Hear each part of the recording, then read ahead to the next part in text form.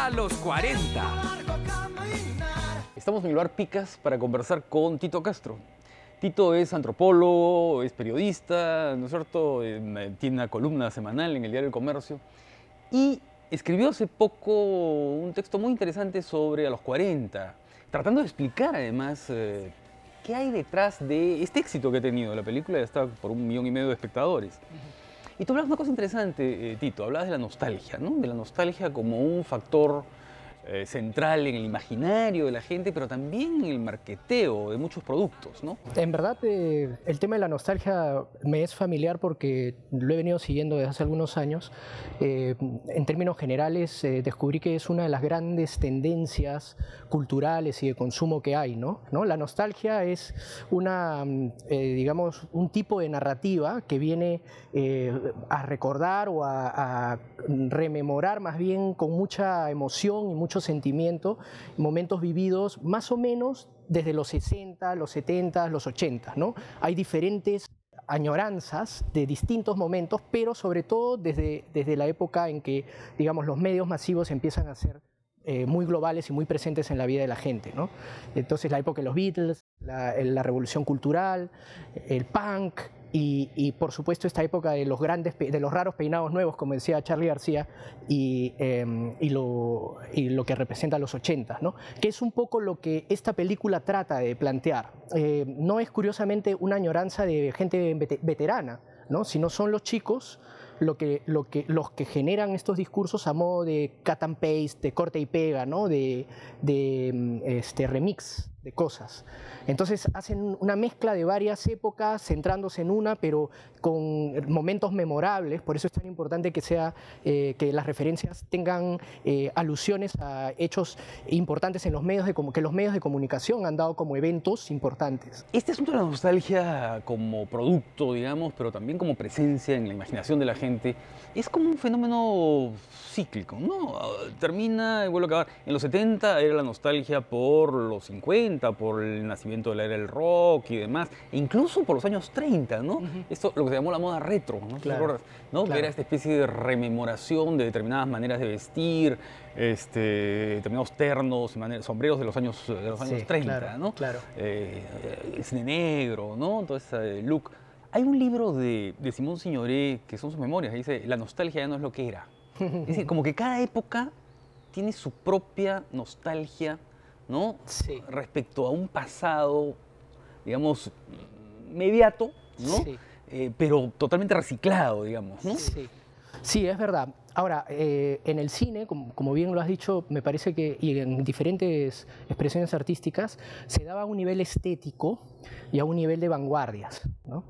Lo que está viendo en los últimos años es una industria de la nostalgia y que está marcado por otros dos elementos que también mencioné en el artículo. Por un lado, esta problematización de crecer, ¿no? De hacerse viejo.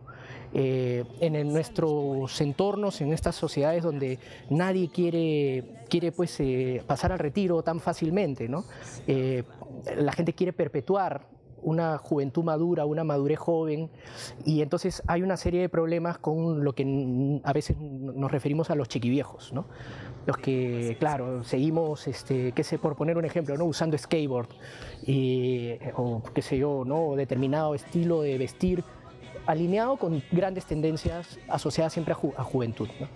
Entonces, el tema del hacerse viejo o madurar bien es un asunto que nos preocupa mucho en general en grandes ciudades densamente pobladas, ¿no?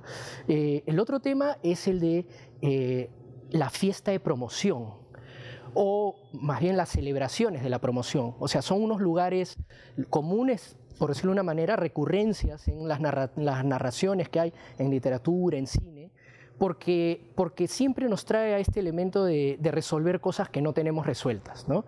En la película Los 40 es claro, o son claras algunas cosas no resueltas, ¿no? Desde el más evidente, que es la relación entre dos chicas que no aceptan su sexualidad o tienen problemas para aceptar su orientación sexual. Después está esa pareja que no encontraba, la que representa Carlín y Wendy, que no encuentra o no encontró hasta ese momento su contraparte, su media naranja, ¿no? etcétera. Entonces, situaciones no resueltas. Y que en un lugar y en un momento de pronto comienzan a encuadrar, sí, ¿no? exacto, exactamente. Entonces, bueno, la película es súper interesante en ese sentido porque o sea, trae a la narrativa del cine peruano, o es una narrativa, de una serie de recursos, digamos, discursivos, de guión, de historias, que están circulando en todas las grandes industrias y que trata de bajarlo a la realidad limeña, ¿no? Aterrizarlo en la realidad limeña. Por eso el artículo que se llama Nostalgia a la limeña, ¿no? Ahora, así como la nostalgia no es siempre igual en todas las épocas, tampoco el recuerdo es igual para todos. Y en este caso preciso, ¿no es cierto? Una película limeña que, digamos, de un grupo de gente que ahora, en el 2014, está teniendo nostalgia de lo que ocurrió hace 25 años. Vamos, la memoria de hace 25 años no es la misma para todos, ¿no es cierto? Y hay memorias funestas también. No todo es esta memoria de Pandora y de la celebración en Chaclacayo, que por otra parte, ¿no es cierto?, está, digamos, lindante con una zona roja, digamos, ¿no es cierto? Era la ruta de ingreso claro, sí, digamos, de las tropas triunfales ¿no es cierto?, sí, a Lima, ¿no? Sí. En esta especie de imaginario Sí. Diabólico, infernal, ¿no es Sí. cierto? Que retrata la película, por ejemplo, la de No, Giovanna, perdón, claro, disculpa, de Chari, ¿no? De Rosario García Montero. Sí, claro, exacto. que es la niña, ¿no es cierto?, en este mundo que Sí. ve y de pronto iluminarse en los cerros estos símbolos, ¿no? Sí.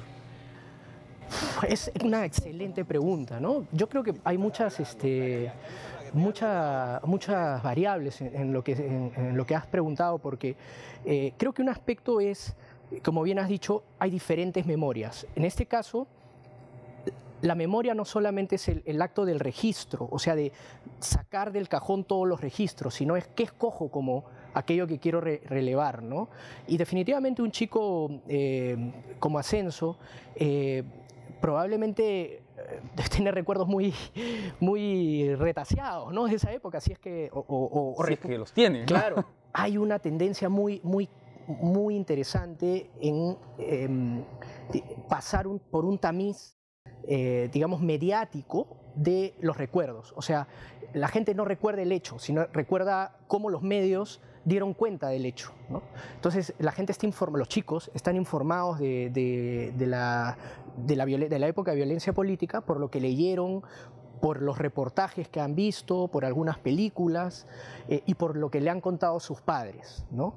Entonces, está muy mediatizada la memoria y en ese sentido, digamos, también sería un poco injusto, creo yo, decirle o pedirle a chicos como Ascenso que traten de buscar una memoria fidedigna de los hechos, porque es lo que ellos, como te digo, priorizan en función a lo que recuerdan y en función también a las cosas que les dan cierta tranquilidad emocional o cierto equilibrio emocional, ¿no?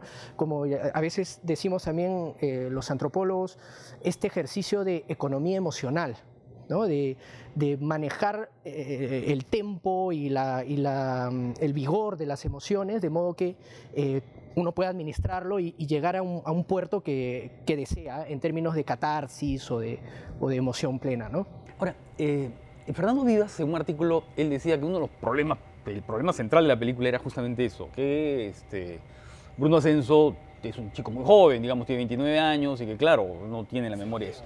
Ahora, ¿tú no crees que más que un asunto personal, más que un asunto del guión escrito por Ascenso y de la película dirigida por Ascenso, es más bien la sintonía con una onda distinta que está más allá de las personas y que tal vez alcance a los jóvenes, pero no solamente a los jóvenes, ¿no? Y que tiene que ver un poco con toda esta revaloración o relectura, más que revaloración, relectura de hechos del pasado para, de alguna manera, sustentar mejor digamos, el triunfalismo del presente?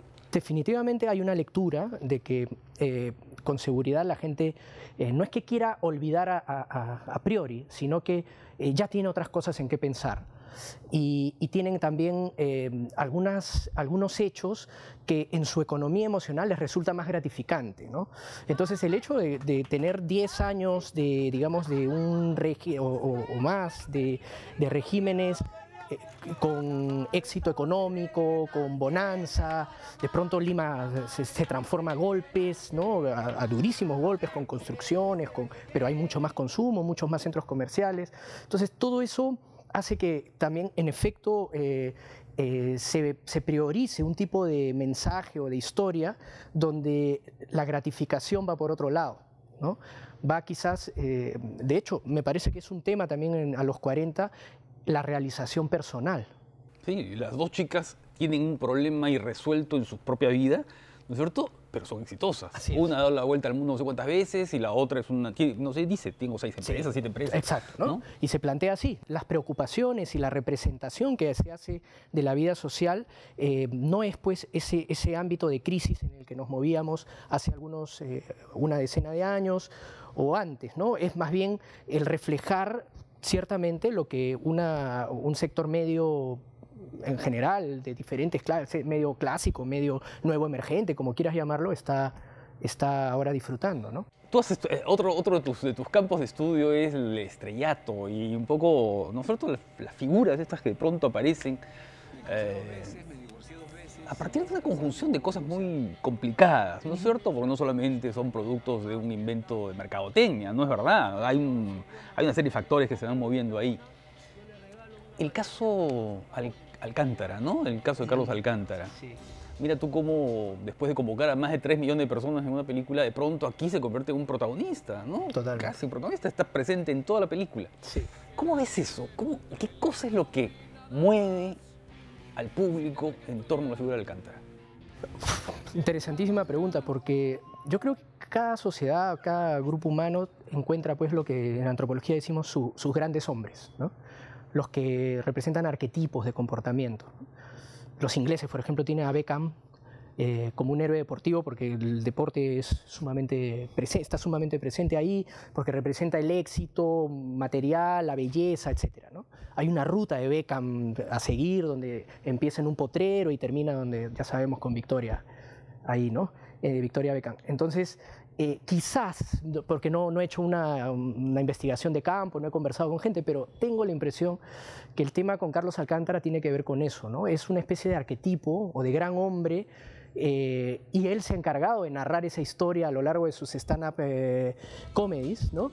De sus shows, que además después lo traslada a la película, con una historia de emprendimiento, de éxito, sin dejar de tener esas raíces en el barrio, sin dejar de ser el tipo simpaticón, bromista, con mucho humor, ¿no? Porque, digamos, por más críticos que tengan, Carlos es muy gracioso, y entonces me parece que hay una muy clara proyección de identificación, si quieres, de los espectadores con él, ¿no? Cuando salió la película de A su madre, recuerdo la movilización que había de muchas madres para querer ir a la película con sus hijos, ¿no? Entonces también creo que esa apelación, tú sabes, en Latinoamérica la figura de la madre es omnipresente, omnipotente, ¿no? Presente en todo, ¿no? En todo. Muy bien, Tito. Muchísimas gracias. A ti. Tanta vaina por el encuentro. ¿Se puede encontrar el próximo año?